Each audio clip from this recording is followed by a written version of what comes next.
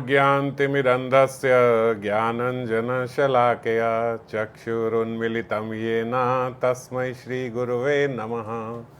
श्रीगौरङ्गा नित्यानन्द श्री अद्वैतचन्द्र गदाधर श्रीवासादि गौरभक्तवृन्द वाञ्छाकल्पतरुभ्यश्च कृपा सिन्धुभ्य एव च पतितानां पावनेभ्यो वैष्णवेभ्यो नमो नमः। हरे कृष्ण कृष्ण कृष्ण हरे हरे, हरे राम राम राम हरे हरे। तो आज श्री श्री राधा रस सुधा निधि श्लोक संख्या 158 पे हम लोग चर्चा कर रहे हैं। श्रीपाद के हृदय में लीला स्फुरित हो रही है। पिछले कई श्लोकों से वही लीला का क्रम आगे आगे बढ़ रहा है। आज फिर जैसे ही लीला उनके हृदय में विराम आता है तो उसके बाद उनकी आरतीमयी प्रार्थना होती है। आज फिर श्रीपाद प्रार्थना कर रहे हैं। दुकूलम अति कोमलम कलयद एव कौसुंभकम निबद्ध नव मल्लिका ललित माल्य धम मलिकन बृहत कटि तट स्फुरत मुखर मेखला कदानुकलयमी तत् कनक चंपक अभाम महा।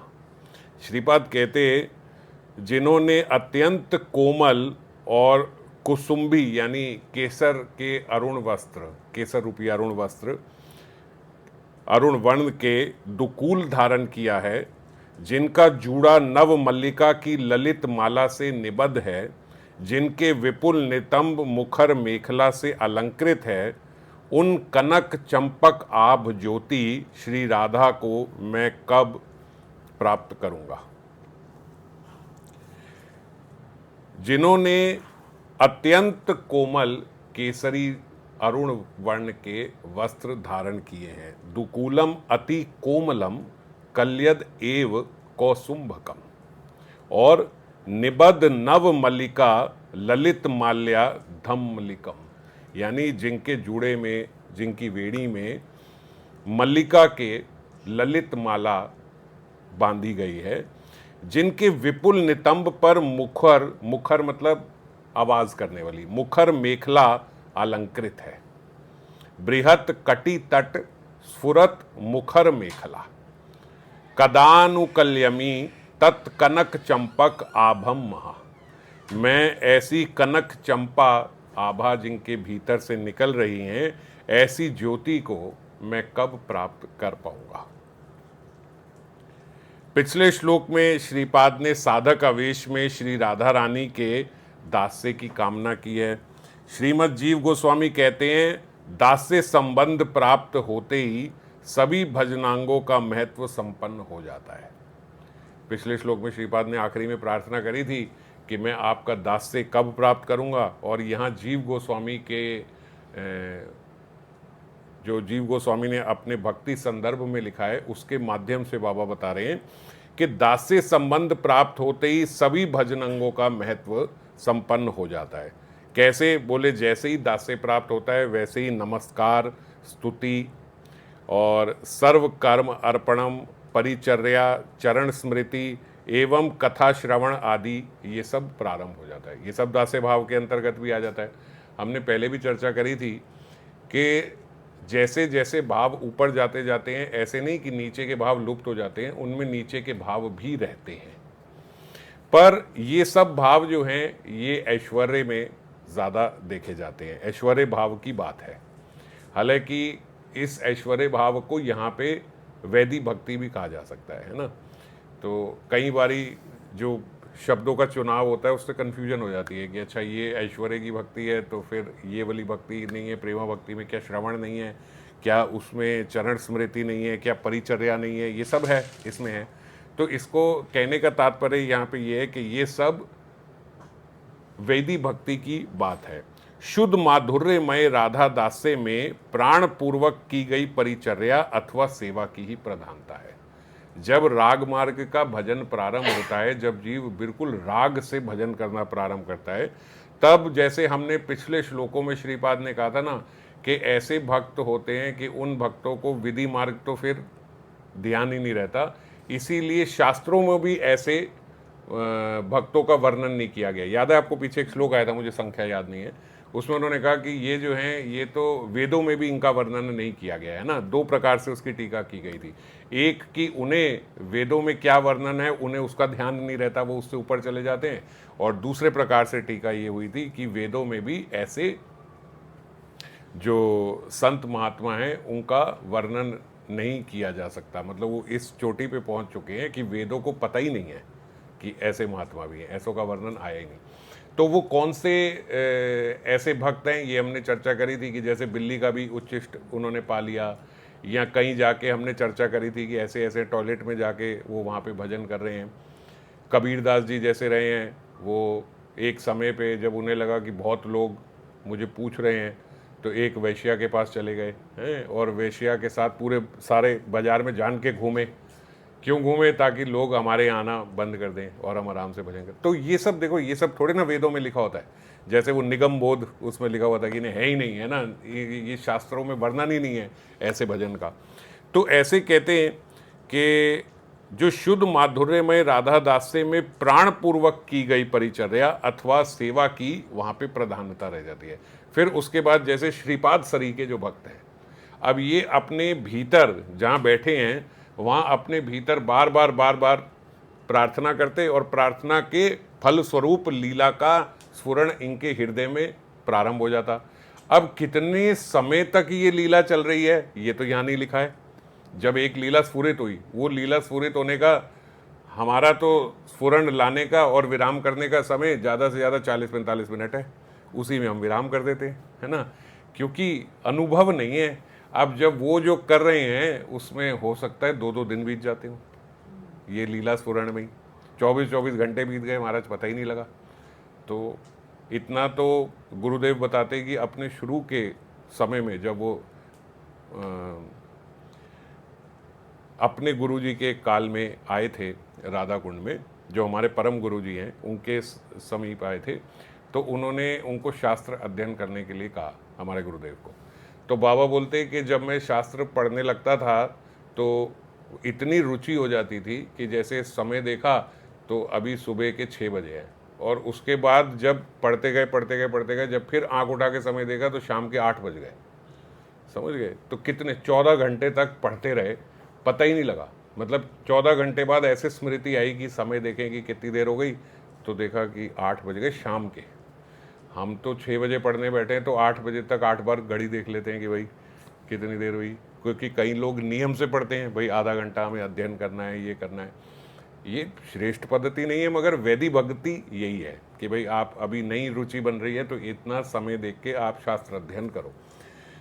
तो जब यहीं पे अभी तो शास्त्र अध्ययन करने में ही समय का पता नहीं लगता, और फिर जब लीला स्मरण होने लगता है तो गुरुदेव की भी बहुत ऐसी गुप्त लीलाएं हैं, और श्रीपाद की भी ऐसे कि जब करते होंगे तो कितना कितना समय करते होंगे, ये सब समय का कोई वो नहीं है।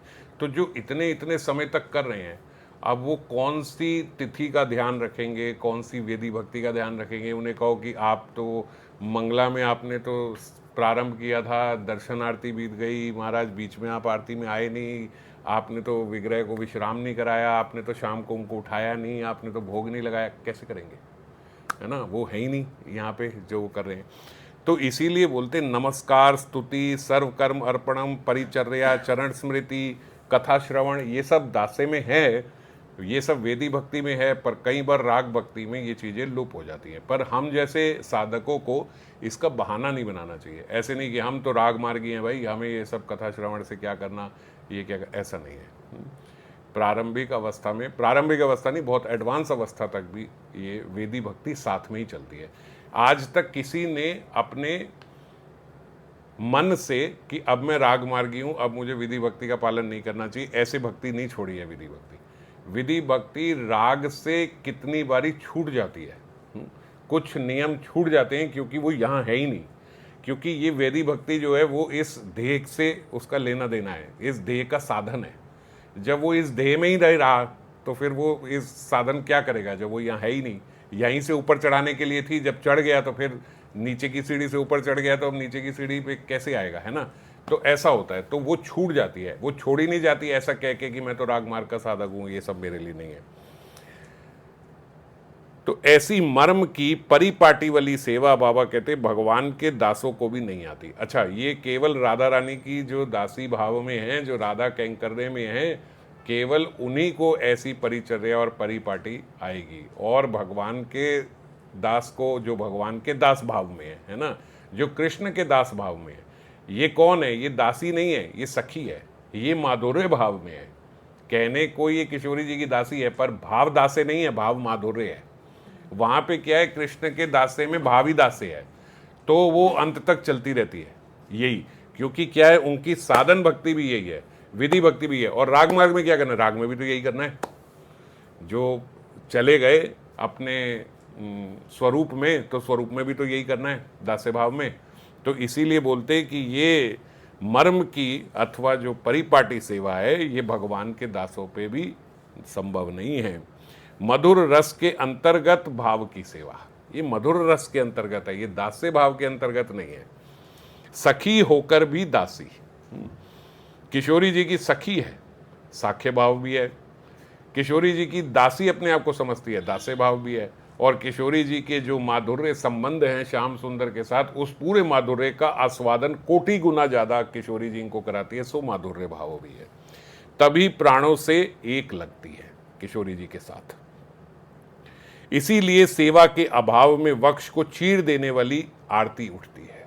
बहुत पीड़ा उठती है जब ये लीला में विराम आ जाता है। श्रीपाद सेवा के अभाव में रोते रहते हैं।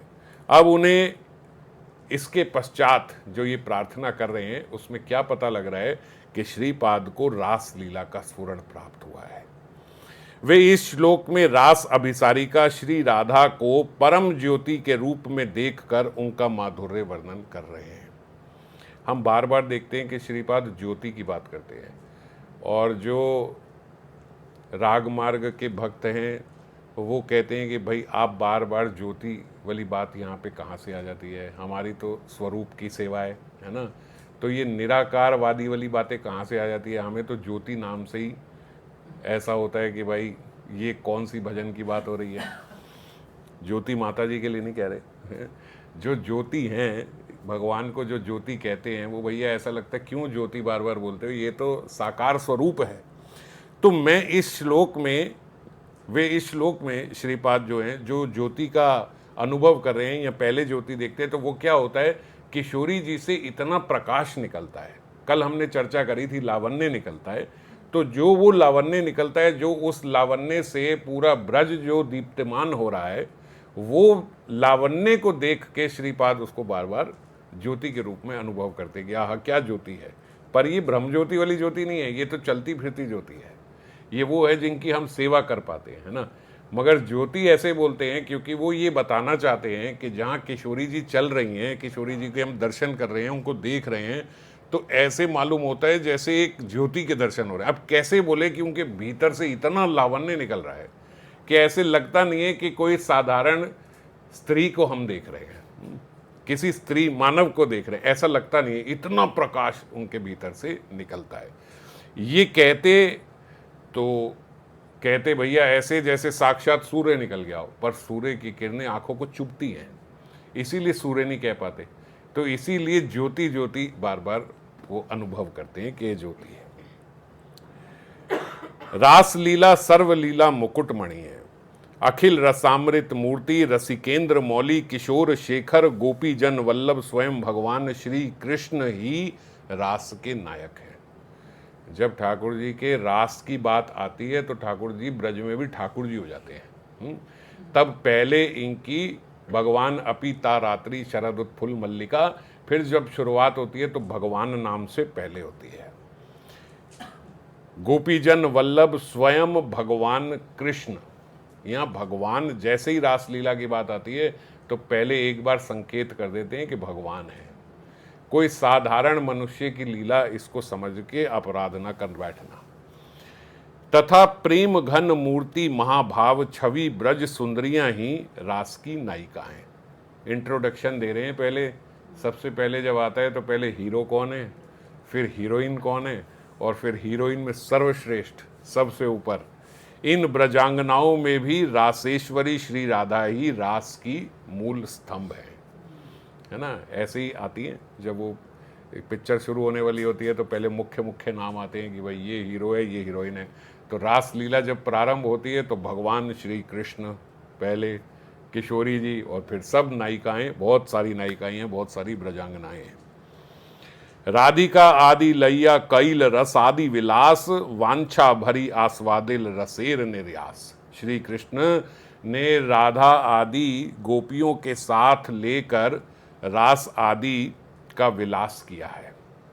किशोरी जी और बहुत सारी सखियों को संग लेके श्याम सुंदर ने रासलीला में विलास किया है और अपनी समस्त इच्छाओं को पूर्ण करते हुए रस का निर्यास और आस्वादन किया है।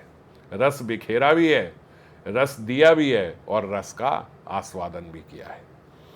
निखिल माधुर्यमय कैशोर लीला की प्रधान है ये रासलीला। अभी तक की जितनी भी माधुर्य लीला हैं श्याम सुंदर की, उसकी प्रधान रासलीला, और समस्त रस नायिका ब्रज सुंदरियों की प्रमुख श्री राधा। महाजन कह गए हैं रासलीला में बहुत से वाद्य बजे हैं, किंतु दो वाद्यों के माधुर्य ने अपना अतुलनीय प्रभाव का विस्तार किया है। महाराज वाद्य तो बहुत सारे बज रहे हैं, यहाँ तक कि श्याम सुंदर की सबसे प्रमुख आप कहोगे श्याम सुंदर की वंशी है, यही तो सबसे बड़ा वाद्य है जिसने रासलीला प्रारंभ करी।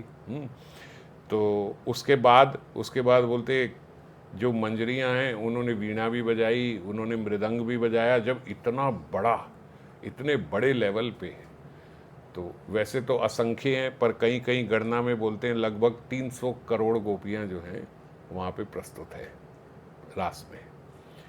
300 करोड़ गोपियों के बीच में जब रास हो रहा है तो म्यूज़िक की जो इंटेंसिटी है, म्यूज़िक का जो वॉल्यूम है वो कितना होगा।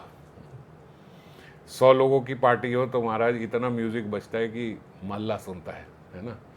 200 लोगों का, 500 लोगों का फंक्शन हो, गवर्नमेंट को मना करना पड़ता है, भैया 12 बजे के बाद नहीं करोगे आप, नहीं तो इतना हल्ला कोई सो नहीं सकता। यहाँ 200-500 की बात नहीं है, 300 करोड़ लोगों के बीच में म्यूज़िक बज रहा है।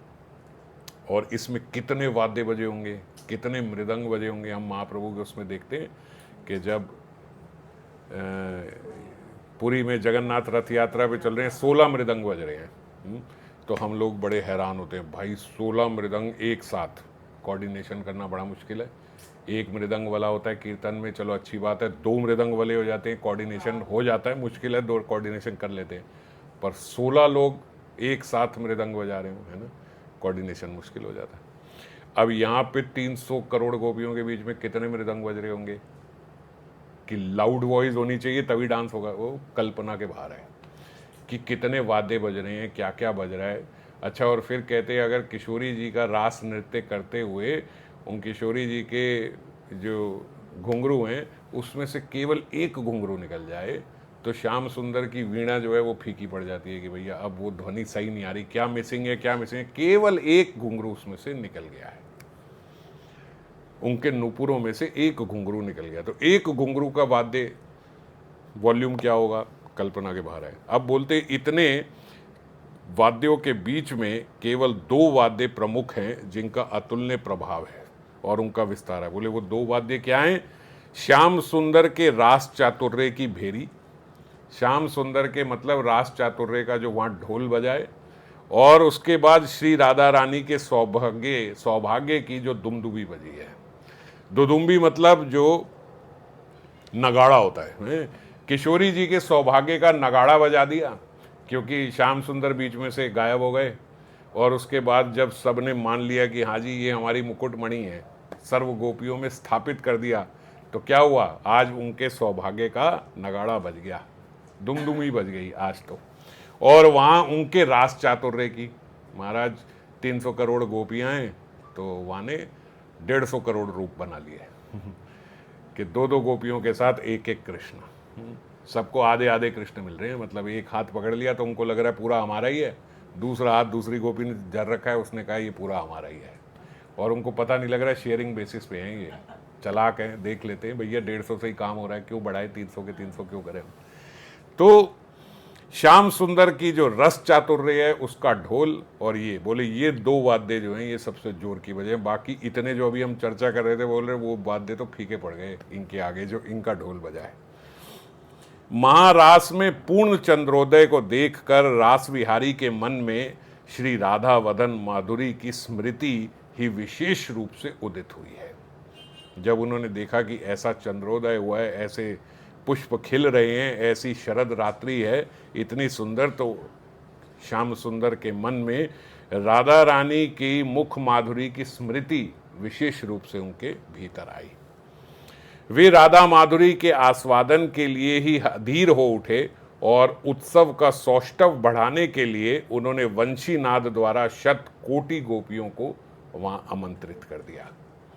जब हम बोलते हैं कि शत कोटि गोपियों को आमंत्रित कर दिया, तो कैसे आमंत्रित कर दिया उनको? वंशीनाद करके। भाई वंशीनाद कर रहे हैं, कोई कहे हम अपनी वंशीनाद कर रहे हैं, तुम्हारे को क्या, तुम काई को यहाँ पे आ गई हो, ये तो वंशीनाद चल रही। बोले एक एक वंशीनाद ने गोपियों के कानों में जाके उनके नाम से पुकारा है। ऐसे ही थोड़ी इनके रस चातुर्य का ढोल बजा है, इतने चतुर हैं, ऐसी वंशी बजाई, ऐसी आजकल की साइंस जो है वो थोड़ा बहुत समझ पाती है, अभी भी पूर्ण रूप से समझ नहीं पाई है कि बोले ऐसे वाद्य हैं कि हम उसकी ऐसी फ्रीक्वेंसी में बजा सकते हैं कि कुछ लोगों को उस फ्रीक्वेंसी में वो आवाज़ आएगी और कुछ जीवों को आवाज़ ही नहीं आएगी उस फ्रीक्वेंसी में, है? आजकल ऐसे मच्छर कीड़े भगाने वाले यंत्र आ गए हैं, वो इस फ्रीक्वेंसी में चलेंगे, मानव नहीं सुन सकता, मनुष्य नहीं सुन सकता, पर कीट मकोड़ों के कान जो है वो ऐसे खराब हो जाएंगे कि भाग जाएंगे वो वहाँ से साउंड फ्रीक्वेंसी से। और ऐसी ऐसी साउंड फ्रीक्वेंसी बनाई है कि भाई ऐसा ही अब समझ में आई है कि आप ये वाली फ्रीक्वेंसी सुनोगे आपको नींद आ जाएगी, आप ये वाली फ्रीक्वेंसी सुनोगे आप उठ जाओगे, आपकी नींद भाग जाएगी, ऐसी ऐसी। अब ये तो नहीं कहूँगा कि आविष्कार हो रहा है, ये तो सब हुआ है। दीज आर रिसर्च, ये तो सर्च हो चुकी है, रिसर्च हो रही है, ये तो दोबारा ढूंढा जा रहा है कि अच्छा ऐसी ऐसी फ्रीक्वेंसी भी है। तो अलग अलग फ्रीक्वेंसियों की अलग अलग बात है। और अब जो श्याम सुंदर किस फ्रीक्वेंसी में वेणु बजाते हैं, ये महाराज आज भी कोई समझ नहीं पाया कि जब एक ही फ्रीक्वेंसी में अलग अलग गोपियों के पास जाके अलग अलग नाम से पुकारती है। मुझे लगता है अगर साइंस की नज़र से देखें तो थोड़ा डिस्टेंस का भी रहता होगा कि अगर इतने डिस्टेंस पे ये ध्वनि देगी और उतने डिस्टेंस पे वो ध्वनि देगी। यहाँ बजेगी तो वेणु आवाज आएगी, वहाँ बजेगी तो रेणु आवाज आएगी। तो ऐसी भी श्याम सुंदर बजाते होंगे वेणु, ऐसी बजाते होंगे ऐसी बंसी कि हर गोपी के कान में जाके ऐसा प्रतीत हो रहा है कि वो उसी का नाम ले रही है। और सब की सब गोपियाँ भागते हुए ऐसे आ रही हैं, तभी एक दूसरे को नहीं पुकार रही हैं, हल्ला नहीं कर रही हैं, चलो चलो वंशी बजिए, चलो हम सारी चलें, ऐसा नहीं हो रहा। सब की सब अपना भाग रही हैं क्योंकि सबको लग रहा है शायद हमको ही पुकारा जा रहा है। तो शत कोटि गोपियों को आमंत्रित दिया है। दृष्टवा कुमुदवंतम अखंड मंडलम, देखा क्या श्लोक में तो ये आता है कि उन्होंने देखा कि कुमुद इत्यादि आज पुष्प जो हैं वो खिल रहे हैं, और अखंड मंडलम मतलब आकाश में अखंड जो चंद्रमा है वो कहीं कटा फटा नहीं, आज पूर्ण चंद्रमा प्रकट हो गया है। इस श्लोक की वैष्णव तोषणी टीका में लिखा है, पूर्ण चंद्र को देखकर रास विहारी को रमानंद का स्मरण हुआ। रमानंद मतलब लक्ष्मी जी के मुख का। अब बोलते भाई यहाँ पे सामान्यता रमा शब्द से लक्ष्मी की बात ही सबके मन में आती है, स्वाभाविक है, किंतु रमा का अर्थ ये नहीं है। रमा का अर्थ क्या है? बोले भगवता सह रमते तम रम्यति या व स वै रमा, जो अपने असाधारण प्रेम और सौंदर्य माधुर्य आदि के आकर्षण से साक्षात आत्माराम आप्त काम अखिल ब्रह्मांड पति भगवान तक को भी उन्मादित कर दे। किससे? अपने सौंदर्य और माधुर्य से साक्षात श्री हरि तक को भी उन्मादित कर विहार में प्रवृत्त करा दे, उसको बोलते रमा।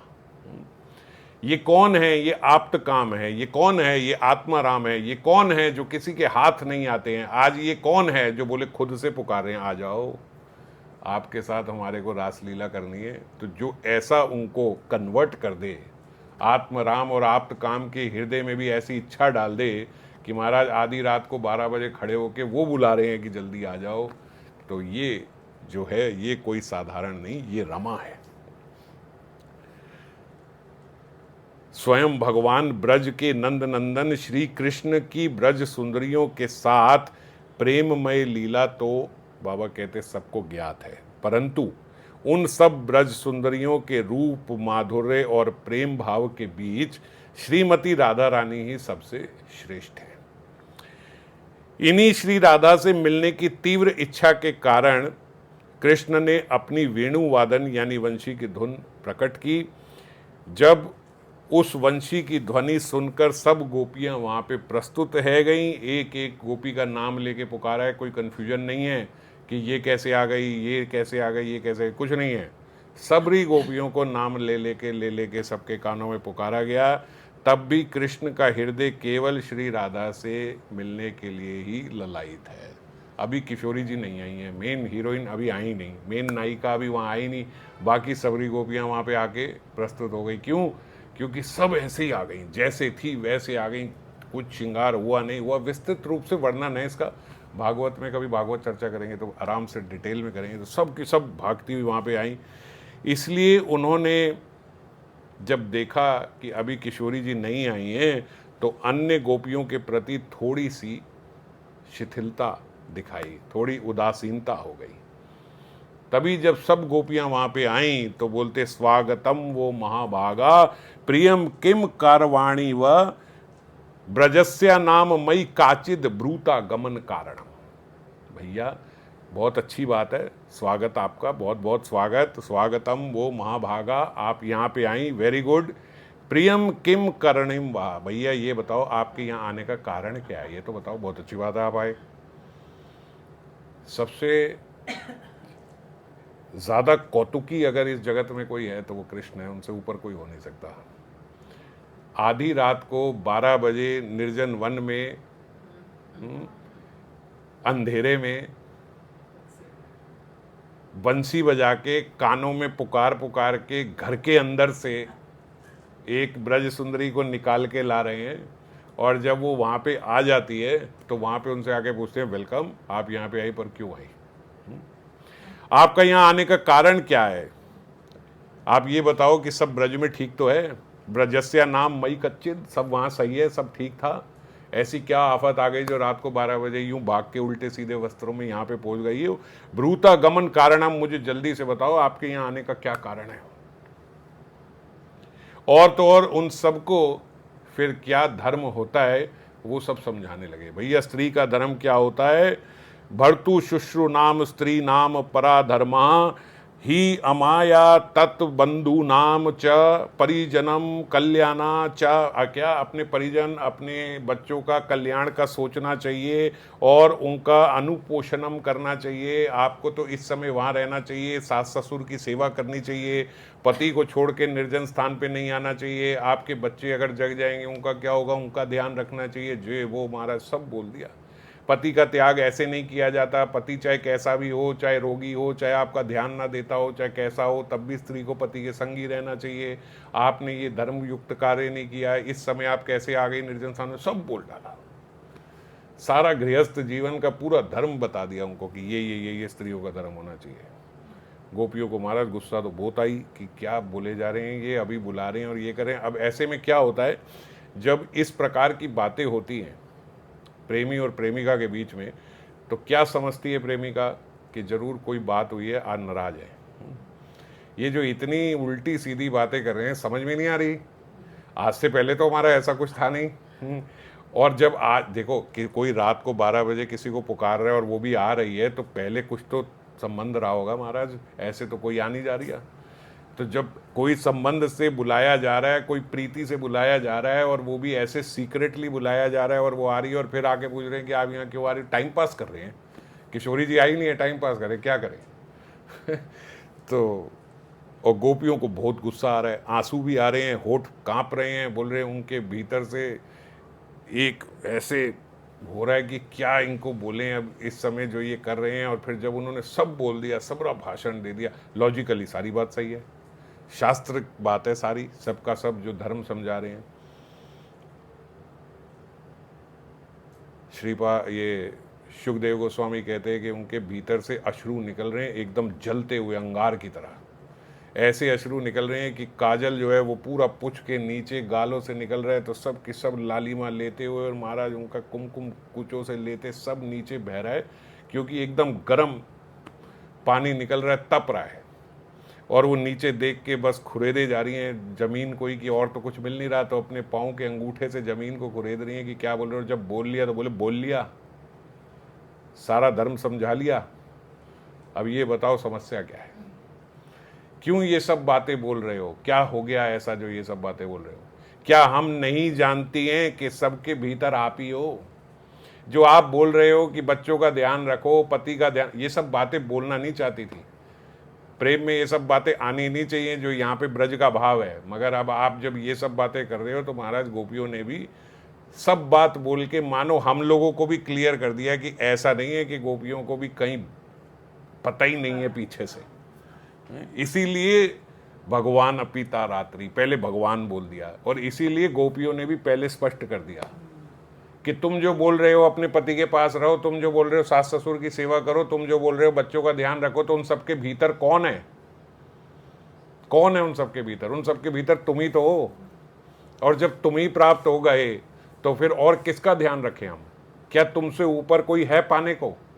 क्या ये सब जो तुम धर्म बता रही हो, ये सब धर्म का पालन करने के बाद कोई और प्राप्त होगा? क्या किसी और को प्राप्त करने के लिए ये सब धर्म का पालन कर रही हैं? ये सब फालतू की बातें मत करो। और महाराज इतनी बातें बूतें चली रही थी, इतने में अब पूरे ब्रज में जो है वहां पे कांति फैल गई, वही ज्योति दूर से दिखाई दे रही है। आज ही वंशीनाद सुनकर श्याम अनुराग के उद्दीपन से श्रीमती की स्वाभाविक स्वर्ण वर्ण देह से कनक चंपक आभ कांति धारा उत्सारित हो रही है। अब जैसे वेणुनाद सुनी तो किशोरी जी की जो कांति धारा है, किशोरी जी के जो चेहरे की चमक है, किशोरी जी के जो पूर्ण वदन की कांति है, वदन का लावण्य है महाराज, वो सहस्त्र गुणा बढ़ गया जब श्याम सुंदर की वंशी इस समय सुनाई दी, तो क्योंकि भाव के अनुरूप ही है कांति। कनक चंपक आभ महा अर्थात स्वर्ण चंपक आभ ज्योति, यह ब्रह्म उपासकों का ध्येय निर्विशेष ब्रह्म ज्योति की तरह नहीं है, महाभावमय विग्रह की कनक चंपक आभ ज्योति है। श्री अंग से महाभाव की रश्मि अजस्र भाव से फूट रही है, महाभाव की कांति है ये। उधर श्याम सुंदर की वंशी नाद की आकुलता भरा आह्वान, श्याम सुंदर वहां से वंशी नाद करके पुकार रहे हैं। रासेश्वरी के बिना रासलीला संपादित होने की नहीं है, तभी उनके प्रति सविशेष आकर्षण है। वंशीनाद श्रवण करके श्रीमती रास उत्सव में जाने के लिए परम उत्कंठित हो गई है। किंकरी अनुरागिनी को उत्सव के वेश में सजा रही है। श्याम सुंदर के निकट त्वरित पद से जाने में, फिर नृत्य के समय वस्त्रों के घर्षण से उनके अति सुकोमल अंग में कोई व्यथा ना पहुंचे। अब मंजरी को फटाफट किशोरी जी को तैयार करना है महाराज। बाकी गोपियां जल्दी से भग के आ गई, कोई साथ में सेविका नहीं थी, कोई था नहीं, सब गृहस्थ अपने अपने घर में जैसे जो मिला वैसे उठ के आ गई। बड़े बड़े आभूषणों का उन्होंने लिखा है सुखदेव गोस्वामी ने कि कंगन गले में पहन लिए, ठीक से आए नहीं, सोच रही है पता नहीं आज मेरा गला कैसे फूल गया इतना कि ये आ ही नहीं रहा है। हार जो है वो यहाँ पे पहन लिए, बोले आहा कंगन इतना बड़ा हो गया, आज मेरे हाथ कितने पतले हो गए, समझ में उल्टे सीधे सब जहाँ जो समझ में आई। जो उनकी मेखला थी वो उन्होंने गले में पहन ली, बोले आह इतना बड़ा हार हो गया हमारा, कुछ समझ नहीं आ रहा। रात को भगी सब एज इट इज। अब किशोरी जी के संग तो मंजरियाँ हैं, वो कहाँ जाने दे रही हैं, पकड़ के धर के बैठे, किशोरी जी रुको। वो तो उत्सुकता में किशोरी जी भी भागने को हो रही हैं जैसे सब ब्रज सुन रही हैं, पर मंजरियाँ उनको अलग अलग बातों में, ये भी है आगे श्लोकों में आएगा किस प्रकार मंजरियाँ किशोरी जी को रोकती हैं। अभी रुको रुको, कृष्ण कथा सुना सुना के ही रोक रही हैं। अरे आपके बिना थोड़ी कुछ प्रारंभ हो रहा है, आप रुको अभी। और उनको वस्त्रों से तैयार कर रही हैं, तो बोले वस्त्र कैसे पहनाएं, तो सब दिमाग में चल रहा है कि कैसे वस्त्र पहनाएं, क्योंकि अब ये किशोरी जी को अभी जितना धर ले, इसके बाद इनको रोक नहीं पाएंगे, इनकी गति को त्वरित गति से भागेंगी। अब जब एक बारी हमने गेट से बाहर कदम रखा तो जब तेज भागेंगी तो कैसे वस्त्र होने चाहिए, अब वो वस्त्रों का ध्यान रख के वस्त्रों को पहनाया जा रहा है। फिर नृत्य के समय, आज नृत्य होएगा तो बहुत वस्त्रों का आपस में घर्षण होगा, तो कैसे वस्त्र होने चाहिए। उनकी अति सुकोमल अंग है, उस सुकोमल अंग में कोई व्यथा ना पहुंचे बहुत सारे कपड़ों के घर्षण से। इस दृष्टि से किंकरी ने उन्हें अति कोमल मसृण कौसुंब अरुण वस्त्र धारण कराएं। भैया कलर वलर भी सब सोच के, कपड़ा सोच के, कैसा कपड़ा, बोले एक तो कोमल होना चाहिए, फिर मसृण मतलब चिकना रेशमी वस्त्र होना चाहिए, और अरुण वस्त्र होना चाहिए। श्रीमती के अंतर का श्याम सुंदर मानो अरुण वस्त्र के रूप में बाहर व्यक्त हो रहा है। अंतर का क्या है? बोले अनुराग का वर्ण है ये। अतएव अरुण वस्त्र के रूप में हृदयस्थ अनुराग की ही बाह्य अभिव्यक्ति है। जैसा उनका अनुराग है, वो अनुराग के जैसा उनके हृदय के भीतर जो अनुराग है, उस अनुराग के वर्ण के वस्त्र उनको बाहर पहनाए जा रहे हैं। इसका इशारा शील गोस्वामी पाद की वाणी में भी मिलता है। गोपाल चंपू में वो बोलते, ये एमई गौर श्यामो मनसी विपरीत बहिर अपी।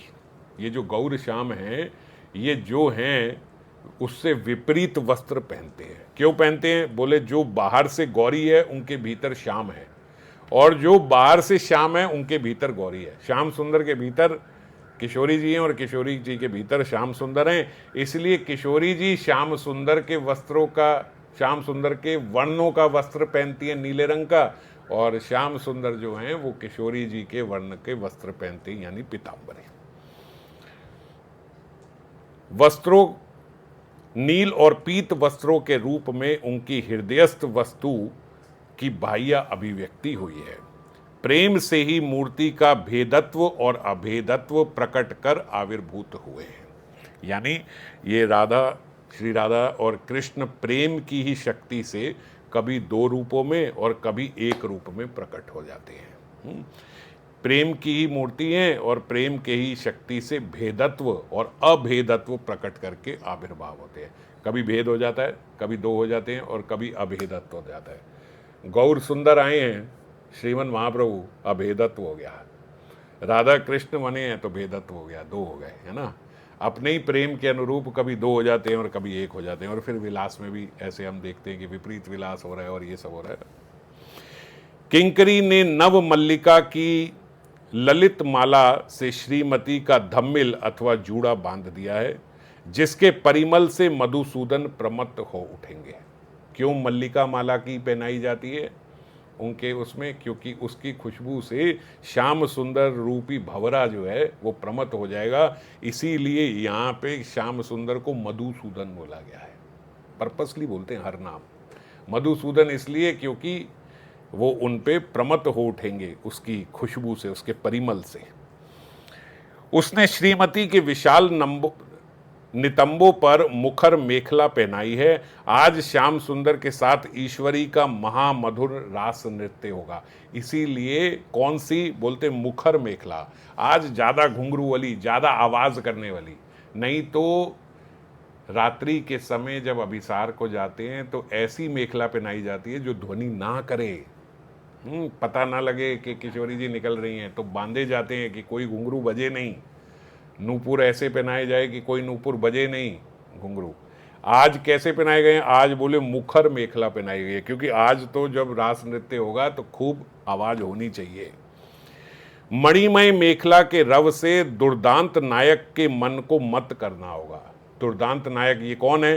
बोले ये वो है जो नियंत्रण में आने वाले नहीं है, हमारे नियंत्रण में आने वाले नहीं है, दुर्दांत हैं, पर आज इनको नियंत्रित करना होगा। तो आज इनको अपने बस में करना होगा, नियंत्रित करना होगा। इसीलिए उनके मन को मत करने के लिए ऐसी व्यवस्था की गई। ईश्वरी का रूप स्वाभाविक रूप से सुंदर है, इसलिए दो चार सामान्य भूषणों से ही झिलमिला उठा।